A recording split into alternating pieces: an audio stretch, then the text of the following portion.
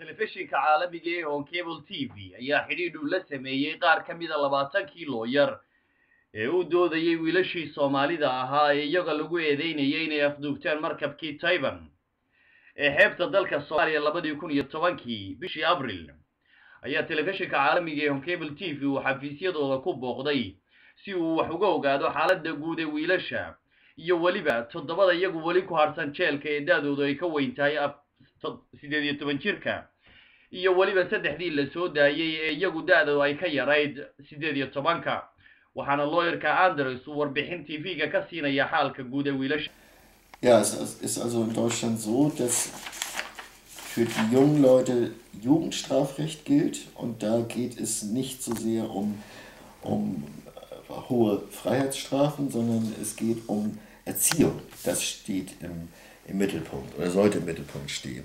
Und deshalb hat das Gericht dann viel zu spät, aber immerhin nach fast 2 Jahren gesagt, gut, wir lassen euch jetzt raus, weitere Strafe ist nicht mehr verhängt.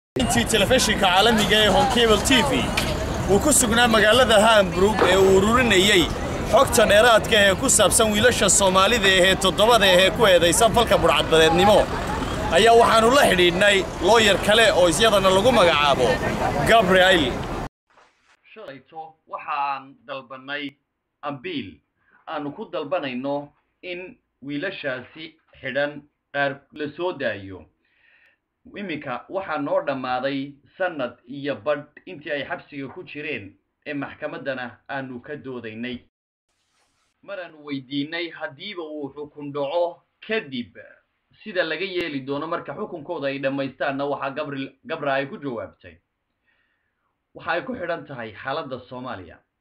haddii xaaladda Soomaaliya ay sidan iska bedesho amaba ay ka soo rayso waxaa markaa lay noqonaysaa in dib loogu celiyo dalkoodii hooyo. haddiise ay sidan ku socoto waxaan ii muuqataa inaan meelna loo wadin. waa markii ugu horeysay ee looyaradan u doodaya wiilasha Soomaalidu ay si toos ah ula hadlaan qaar ka mid ah saxaafadda Soomaalida oo iyagu ku sugnaa magaalada Hamburg halka ay maxkamaddu ku taalo. Mustafa Xaaji Aadan Haarun, telefishinka caalamiga ee on cable TV, Jarmalka.